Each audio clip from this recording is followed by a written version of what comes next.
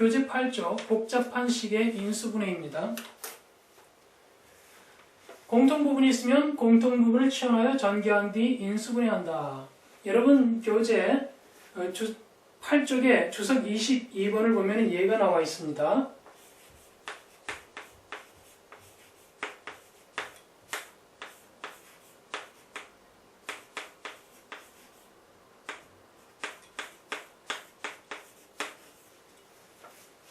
자, 이것을 바로 전개해서 인수분해하려면 상당히 복잡합니다.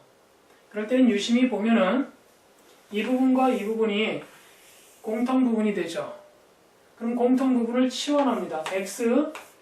x라는 것으로 치환할 수가 있겠죠.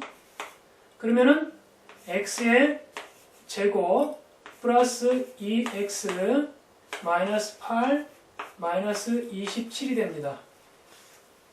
자, 이것을 정리하면은 x의 제곱 플러스 2x 마이너스 35 이것을 인수분해하면은 x의 제곱 플러스 x 플러스 7 x 마이너스 5가 됩니다. 자, 그러면 a의 제곱 플러스 3a를 x로 봤기 때문에 이것의 최종적인 인수분해 결과는 a 제곱 플러스 3a 플러스 7 a 제곱 플러스 3a 마이너스 5가 됩니다. 이런 식으로 공통부분을 치환해서 인수분해하면 쉽게 인수분해할 수가 있습니다. 그 복잡한 식, 문자가 2개 이상이거나 항이 5개 이상의 다항식을 인수분해할 때는 먼저 차수가 가장 낮은 한 문자에 대해서 내림차순으로 정리를 합니다.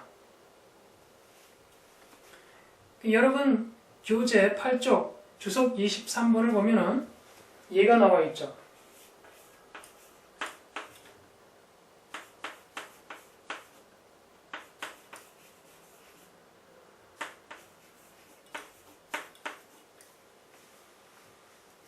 자, 이것을 차수가 가장 낮은 항을 보니까 y네요. y에 대해서 내림차순으로 그러면 마이너스 x y 마이너스 y z제곱 플러스 x z제곱 플러스 x의 제곱. 자, 이렇게 놓고 공통인수가 있으면 공통인수를 묶어내고 인수분해를 한다. 여기서 가만히 보면은 이렇게 두 개로 묶으면은 공통인수가 나와요. 여기서는 z제곱으로 묶으면은 x-y라는 인수가 나오고 여기서는 x로 묶으면 x-y라는 인수가 나옵니다.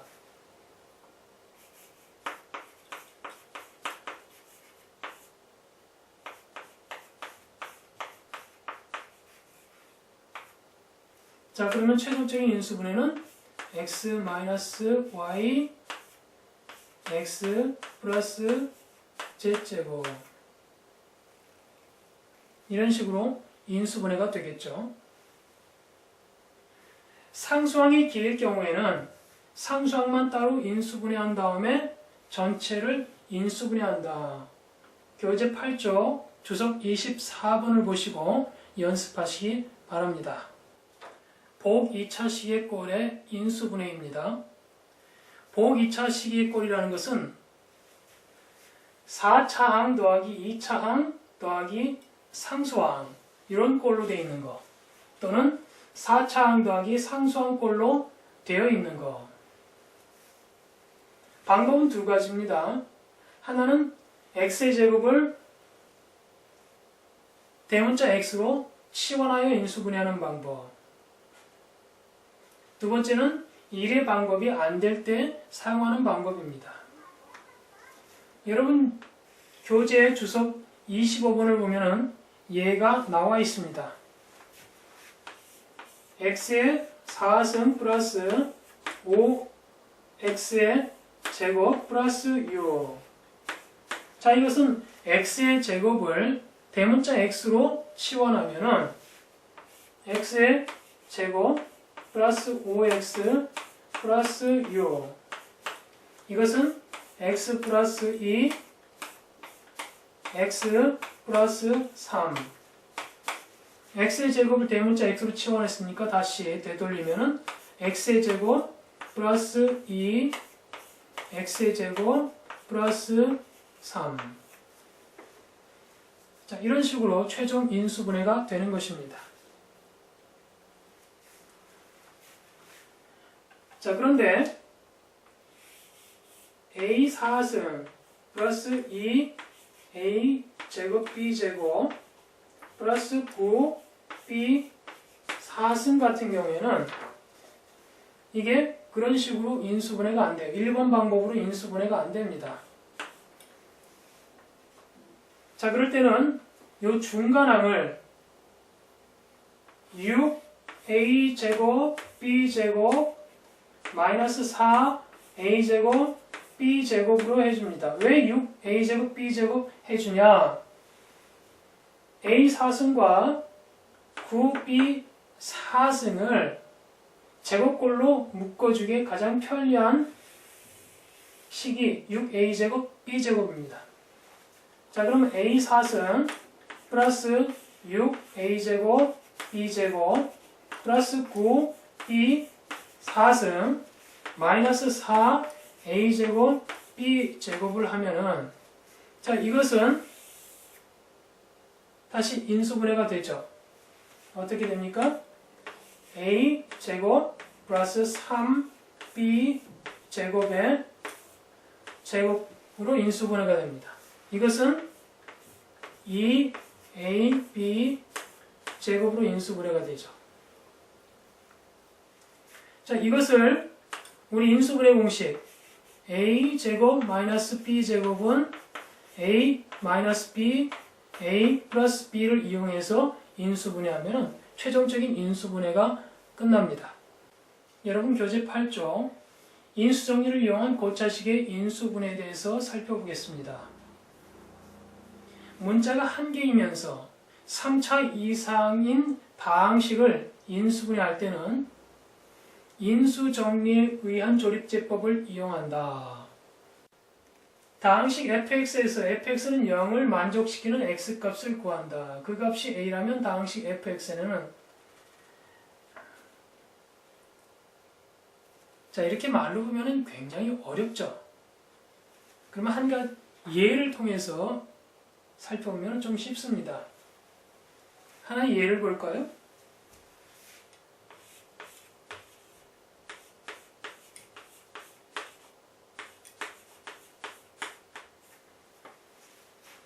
x의 3승 플러스 2x의 제곱 마이너스 2x 마이너스 1이라는 3차식이 있습니다. 3차 다항식이 있습니다.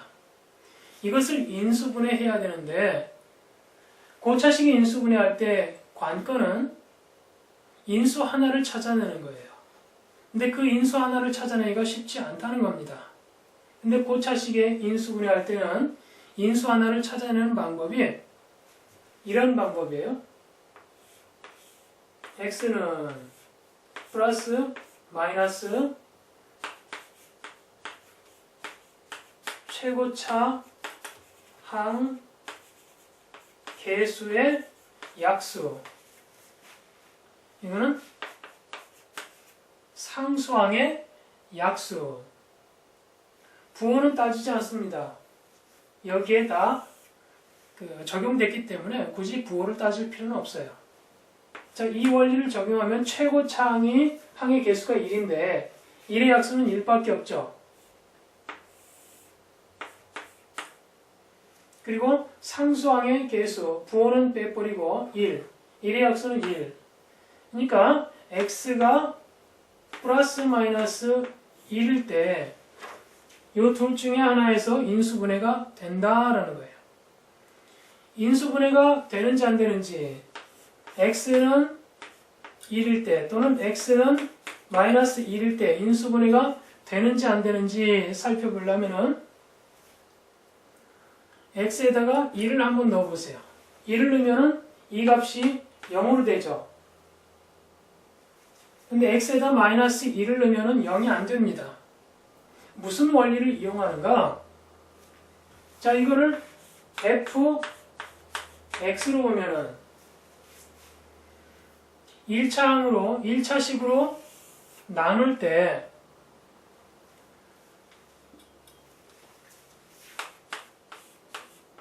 x 마이너스 1, 자, qx.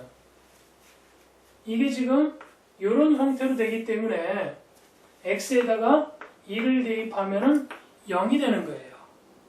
그러니까 결국은 이 다항식은 x-1이라는 인수를 가지고 있다는 것입니다.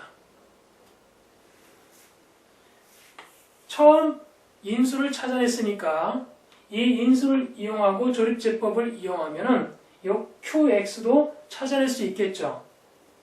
그러면 x에다가 1을 대입한 거, 그러니까 1, 조립제법을 쓰면은 1, 2, 마이너스 2, 마이너스 1, 1, 1은 1, 3, 1, 3은 3, 1, 1, 1은 1, 0.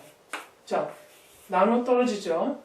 그럼 이 qx는 뭐냐면은 x의 제곱 플러스 3x 플러스 1이 됩니다.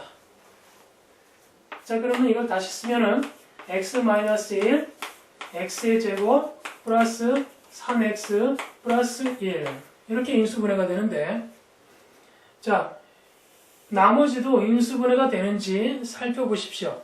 나머지는 인수분해가 안 되죠. 그러면 이것이 최종적인 인수분해가 됩니다.